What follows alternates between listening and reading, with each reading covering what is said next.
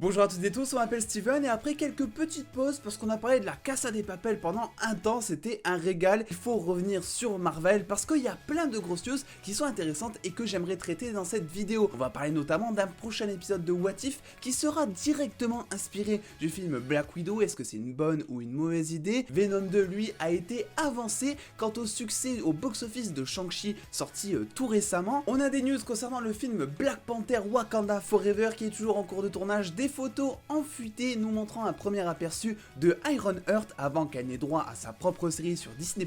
Est-ce que Hulk ne serait pas dans Moon Knight? C'est une question qui s'est soulevée ces derniers temps. Et entre autres, enfin on parlera de Spider-Man No Way Home vu qu'une image a tout simplement confirmé que ces avant-bras que l'on voyait dans le trailer n'étaient pas ceux de Charlie Cox. Installez-vous confortablement mesdames et messieurs les doses pour ce tout nouveau décryptage MCU, c'est parti.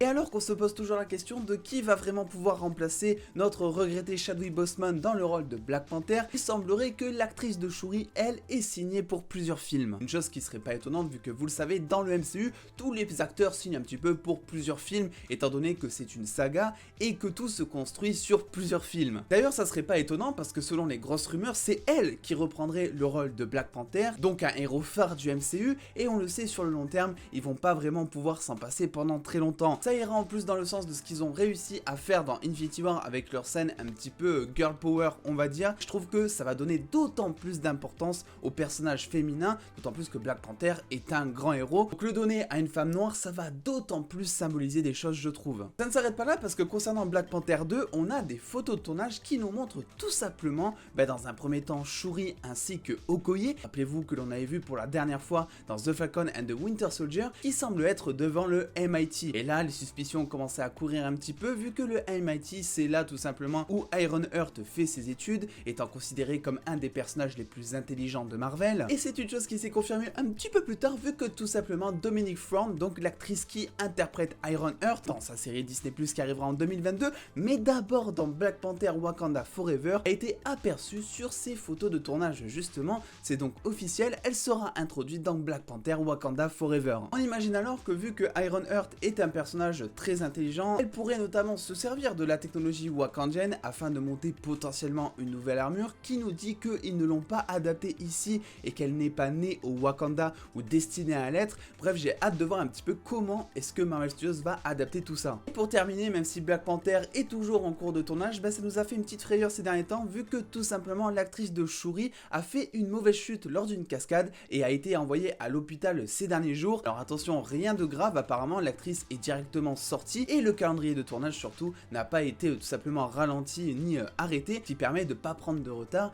et de pas se voir avec une date notamment décalée qui elle est toujours prévue pour le 8 juillet 2022 aux États-Unis. Allez, on passe maintenant à quelque chose de plus surprenant que Shuri en Black Panther vu que tout simplement ces derniers temps on a appris que un des épisodes de What If saison 2 sera directement adapté / inspiré du film Black Widow sorti il y a quelques mois. Et c'est Paul Lazane qui est un des producteurs designers de la série qui a dévoilé pour une interview dans The Direct qu'un épisode reviendra sur certains éléments précis du film Black Widow. On rappelle que Natasha Romanoff dans What If a déjà été aperçue dans l'épisode 3 lorsqu'elle tentait de protéger Hulk avant qu'il ne soit tué par Hank Pym, qui était dans cette réalité le Yellow Jacket, une tenue que portait l'acteur Corey Stoll dans le MCU d'ailleurs. Et selon les rumeurs, parce que sur What If on n'a pas vraiment une description de chaque épisode de saison 1, la prochaine apparition de Black Widow dans What If en saison 1 serait autour d'un monde post-apocalyptique dirigé par Ultron, ce dernier n'ayant pas pu être stoppé par nos héros, à l'image de ce qui nous avait été présenté dans Avengers Age of Ultron. Et quand on regarde l'affiche de What If, on voit Ultron qui a l'air d'être un petit peu différent de ce qu'on a connu dans le MCU, on va dire ça comme ça, donc c'est quelque chose qui est potentiellement probable, ça va arriver je pense en saison 1. Pour rappel, la saison 1 de What If fera 9 épisodes, tout comme la saison 2 qui elle est d'ores et déjà officielle. On peut potentiellement s'attendre, même si on n'a pas encore de date, à une arrivée de la série en 2022, voilà, sachant que c'est de l'animation, ça va beaucoup plus vite généralement à produire. Et on rappelle que tout comme la saison 1, Scarlett Johansson n'est pas obligée de revenir pour reprendre sa voix,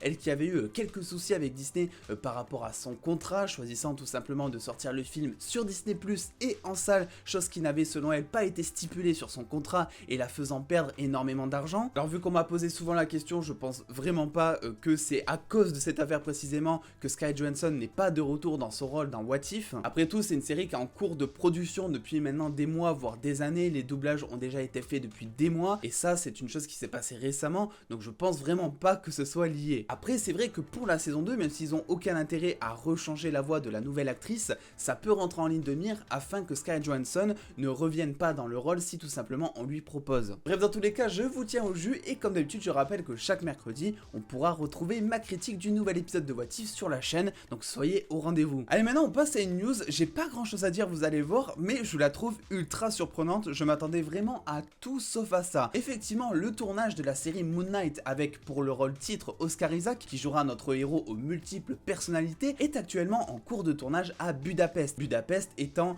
un des lieux, on va dire, très éloignés de ce qu'a l'habitude de faire Hollywood, donc ça veut dire qu'il y a potentiellement pas d'autres acteurs autour dans les environs par hasard. Voilà, tout ça pour dire que c'est pas vraiment le genre d'endroit où tu peux appeler et dire vas-y, ben viens, on va boire un verre avec un autre acteur, tu bois un petit Starbucks et ensuite tu repars faire ton boulot. Si je vous dis ça, c'est pas pour rien, vu que Mark Ruffalo a été aperçu aux côtés d'Oscar Isaac directement à Budapest. Alors c'était pas sur le tournage, c'était juste à Budapest, et c'est vrai que des questions se posent par rapport à tout ce que je vais vous dire. Que ferait Mark Ruffalo à Budapest si ce n'est pour tourner une ou quelques scènes dans Moon Knight? Et quel serait du coup le vrai rôle de Hulk dans Moon Knight, étant donné que les deux héros sont quand même assez différents et que je m'attendais vraiment pas à devoir théoriser un jour sur tout simplement l'arrivée de Hulk dans cette série, qui je le rappelle arrivera en 2022 sur Disney+ là aussi. Et du coup, suite à ces questions qui se sont notamment soulevées sur Twitter, Mark Ruffalo a tenu un petit peu à réagir à cette rumeur entre guillemets, ou en tout cas à cette théorie, et a dit tout simplement qu'il ne commenterait pas parce que il a un petit peu tenu compte de son passé de spoilerman, un petit peu de la même manière que Tom Holland, et ne préfère tout simplement rien dire pour ne pas gâcher certaines surprises. Et le truc c'est que s'il y a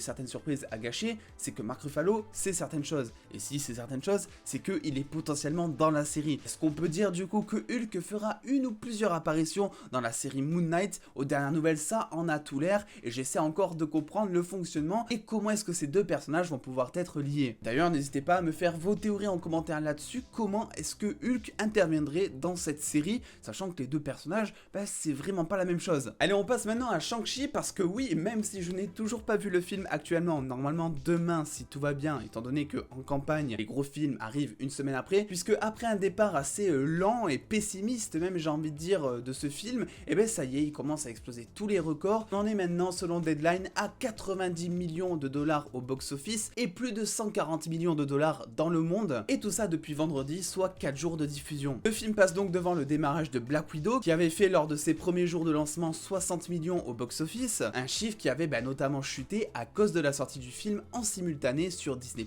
et en salle. Là où Shang-Chi par contre bénéficie d'une sortie salle exclusive, et ça c'est clairement une aubaine pour Marvel Studios et pour Shang-Chi, vu que le budget même du film est de 150 millions, qui le place un petit peu en dessous de Captain Marvel et ses 152 millions, ou encore même Spider-Man Homecoming avec ses 175 millions. C'est pas non plus le film le moins cher de l'histoire du MCU, vu que avant ça on avait Ant-Man qui reste haut comme 3 pommes, c'est le cas de le dire, avec 130 millions de dollars de budget, qui en fait le film le moins cher à ce jour à produire pour Marvel Studios. Alors mon avis là-dessus c'est que c'est top, et j'ai pas encore vu le film pourtant, parce que bon c'est quand même le premier héros asiatique à être principal dans le MCU. De ce que j'ai vu de la bande-annonce, ça a l'air d'apporter énormément de fraîcheur, et c'est un petit peu aussi une aubaine pour les fans, vu qu'il y a quelques temps, Yahoo avait rapporté que Marvel Studios attendait de voir le box-office de Shang-Chi afin de savoir si ils allaient reporter Eternals derrière, qui sont eux prévus pour début novembre. Vous le savez, en ce moment c'est pas facile, entre le pass sanitaire, entre la rentrée, etc. C'est vrai que les cinémas peuvent avoir du mal, donc ces chiffres là sont encourageants, au point même que Sony a décidé hier d'avancer la sortie de Venom 2 uniquement aux États-Unis pour l'instant. Si on a des infos concernant la France, je vous tiens au jus sur mes réseaux, donc voilà, allez suivre direct. Le film qui était alors prévu pour le 15 octobre aux États-Unis a été avancé au 1er octobre, Sony voyant que Shang-Chi commence à tout démonter au box-office et que la période un petit peu sale commence à être relancée, ils préfèrent pas prendre de temps et se prendre un nouveau créneau. Je pense que du coup, on peut évacuer tout doute, non, Marvel Studios ne va pas reporter Eternals et ne va pas non plus, comme il en était question, faire une sortie hybride, c'est-à-dire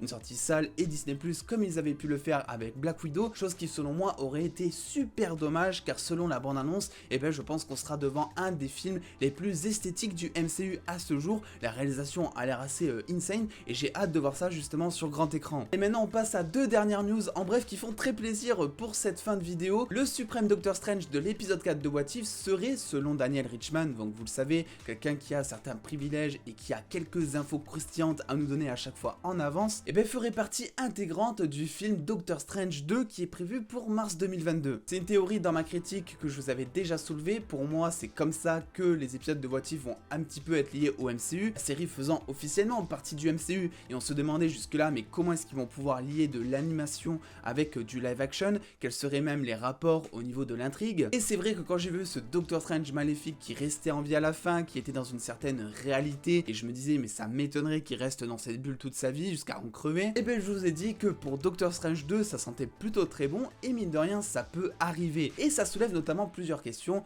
concernant Spider-Man No Way Home, vu que vous le savez, Doctor Strange dans le trailer, et ben il a l'air un petit peu différent. On a théorisé sur Mephisto, on a théorisé sur plein de choses, je vous laisse un petit peu à aller voir les deux dernières vidéos en date qui en parlent. Mais c'est vrai que cette rumeur qui est reliée par quelqu'un de très fiable, et ben pousse une théorie. Est-ce que ce Doctor Strange ne serait pas justement le Doctor Strange maléfique que l'on a vu dans l'épisode 4 de What If? Mais pas plus développé que ça, je soulève juste la question, on aura peut-être l'occasion de le faire dans une prochaine vidéo. Et pour finir, je voulais déjà partager sur les réseaux au moment de sa sortie, je vous en avais déjà parlé aussi en vous partageant mon avis, en vous partageant une analyse entre guillemets non verbale de ce que Charlie Cox avait dit en interview sur la chaîne. Mais effectivement c'est officiel, les savants bras que l'on voit dans le trailer de Spider-Man No Way Home, non, ne sont pas ceux de Charlie Cox. En plus que l'acteur est démenti à maintes reprises, il y a tout simplement un trailer en version IMAX qui est sorti et qui a dévoilé la tête de cet individu qui est une toute autre personne que Charlie Cox. Alors oui, je sais, il y a la théorie du complot en mode oui mais tu sais, Marvel Studios, Sony, ils peuvent changer des têtes, ils l'ont déjà fait par le passé, et je vous dirais que oui, mais pour moi ça ne tient pas debout remplacer une tête pour ce genre de personnage. Je vous l'ai déjà dit, selon moi, Matt Murdock est un personnage qui va, oui, apparaître dans Spider-Man No Way Home, mais je pense seulement durant quelques minutes. Quel serait alors l'intérêt de gâcher ces quelques minutes d'écran